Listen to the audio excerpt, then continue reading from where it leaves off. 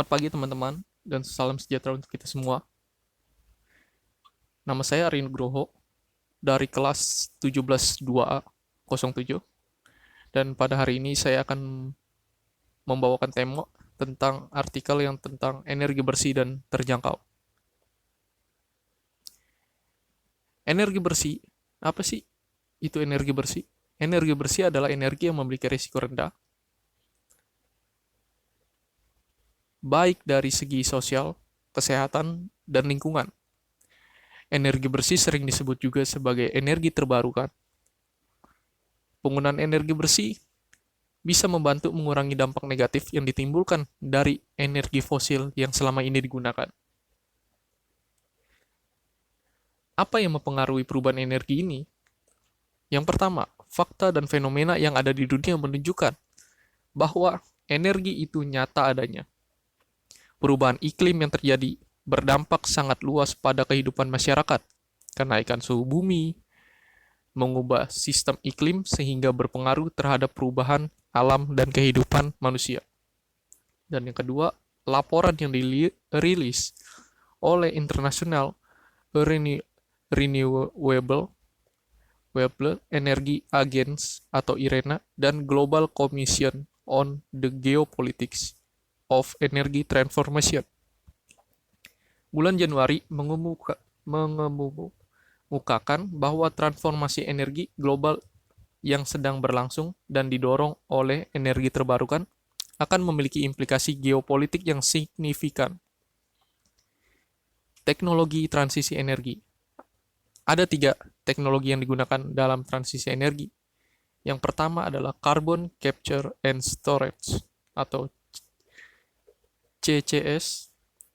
CCS adalah proses saat karbon dioksida dari pembakaran pembangkit listrik maupun sumber industri yang seharusnya dilepaskan ke atmosfer justru ditangkap. Selain itu, karbon dioksida juga dikompres dan disuntikan ke dalam ke formasi geologi di bawah tanah. Yang kedua, solar photovoltaics atau PV adalah teknologi dari material semikonduktor yang bisa mengonversi energi surya menjadi energi listrik. Dan yang ketiga, bioenergi adalah energi terbarukan yang diperoleh dari sumber biologi. Umumnya bioenergi menghasilkan 3 jenis sumber energi, yakni biofuel, yaitu biodiesel dan bioetanol. Kedua itu biogas, dan ketiga itu biomas padat. Bioenergi bisa digunakan untuk membangkitkan listrik, bahan bakar, transportasi, dan menghasilkan panas. Kenapa sih perubahan energi bersih jadi sangat penting? Melakukan perubahan energi fosil ke energi terbarukan sangatlah penting. Selain murah, juga ramah lingkungan. Apa sih yang akan terjadi jika itu tidak dilakukan? Tentu saja pemanasan global, perubahan iklim, dan dunia akan mengalami krisis energi karena krisis energi dapat melanda seluruh belahan dunia, baik negara maju maupun negara berkembang. Tingginya konsumsi energi ditambah dengan sumber daya yang semakin berkurang menyumbang pengaruh besar dalam krisis energi di dunia. Dan ini adalah gambar, dan gambar sebelah kiri itu adalah gambar pembuangan CO2 pada tahun 2020 di seluruh dunia menurut Our World in Data. Dan di sebelah kanan, gambar sebelah kanan adalah gambar indeks kerentanan lingkungan atau kerusakan lingkungan pada tahun 2019 di seluruh dunia. Dan ini adalah 10 negara penyumbang CO2 terbanyak. Yang pertama itu adalah Cina, kedua adalah Amerika, ketiga adalah India, keempat adalah Rusia, kelima adalah Jepang, keenam adalah Jerman, ketujuh adalah Iran, kedelapan adalah South Korea, sembilan adalah Arab Saudi, ke-10 adalah Indonesia, dan Indonesia termaksud ke dalam 10 negara tersebut dengan menyumbang CO2 yaitu 615 juta ton CO2. Dan data ini dikatakan dari Climate threat pada tahun 2019. Urgensi transisi energi terbarukan atau darurat energi. Percepatan transisi energi terbarukan harus disegerakan sebab ada beberapa urgensi yang menjadikan transisi energi sangat penting. Yang pertama, desentralisasi energi. Desentralisasi energi adalah upaya yang penting bertujuan untuk mencapai solusi terhadap masalah akses listrik di berbagai daerah yang dalam negeri. Jadi energi listrik yang merata di seluruh tempat. Yang kedua adalah gas rumah kaca. Gas rumah kaca memiliki sifat yang mampu menyerap radiasi inframerah yang dilepaskan oleh permukaan bumi dan memantulkannya kembali ke permukaan bumi. Hal ini dapat menyebabkan suhu di permukaan bumi meningkat. Dan adanya gas rumah kaca ini membuat transisi energi harus dilakukan agar efek negatif yang ditimbulkan dari gas ini tidak semakin membahayakan. Dan yang ketiga, perubahan iklim. Secara definisi, perubahan iklim merupakan pergantian pola cuaca rata-rata dalam waktu yang lama yang menentukan iklim lokal, regional, dan global. Faktor pendukung transisi energi bersih di Indonesia ada 3 untuk menjalankan transisi energi yang menjadi faktor pendukung.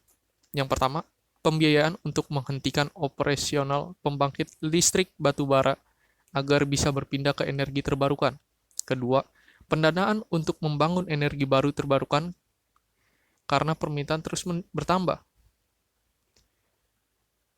Ketiga, mekanisme transisi energi harus memperhatikan tenaga kerja yang terlibat karena bisa berdampak pada kehilangan pendapatan. Dengan demikian, transisi energi bisa dinikmati seluruh kalangan. Kendala dan peluang transisi energi bersih di Indonesia. Ada beberapa kendala pengembangan energi bersih yang dihadapi di Indonesia, yaitu 1, biaya pengembangan energi terbarukan, energi baru dan terbarukan tinggi. Kedua, subsidi dan insentif pada energi terbarukan terbatas. Ketiga, harga jual energi fosil masih lebih murah. Keempat, pangsa pasar masih minim. Kelima, regulasi sering berganti. Meskipun mengalami beberapa kendala, namun transisi energi Indonesia memiliki beberapa peluang. Yang pertama, bahan baku energi terbarukan melimpah. Ekspor barang bermisi tinggi mulai dibatasi.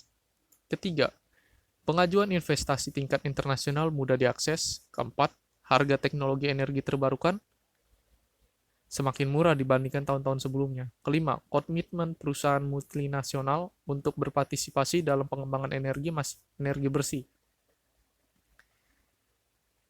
Partisipasi Indonesia dalam green energy. Peranan Indonesia bisa dibilang cukup baik dalam perubahan energi terbarukan. Yang pertama seperti Mission Innovation Accelerating the Clean Energy Revolution di Auditorium Nelson Mandela, Climate Generation Area, dan COP21 di Paris pada tahun 2019. Yang kedua, acara ASEAN Energy Regulator Network atau AERN. Meeting diselenggarakan secara virtual di tahun 2021 dan juga COP26 di UK atau Inggris di tahun 2021 dan yang akan datang yaitu presidensi G20 Indonesia, konferensi tingkat tinggi KTT G20 di Bali pada tahun ini yaitu di tahun 2022.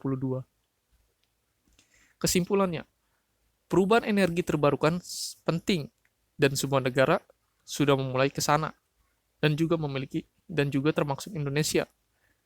Energi bersih selain ramah lingkungan juga memiliki resiko yang rendah dari segi sosial, kesehatan, dan finansial atau biaya dan mengurangi pemanasan global atau kerusakan terhadap bumi itu sendiri dengan memulai menggunakan energi terbarukan. Dan mungkin itu saja yang saya bawakan dari artikel saya. Mohon maaf jika ada salah-salah kata. dan terima kasih.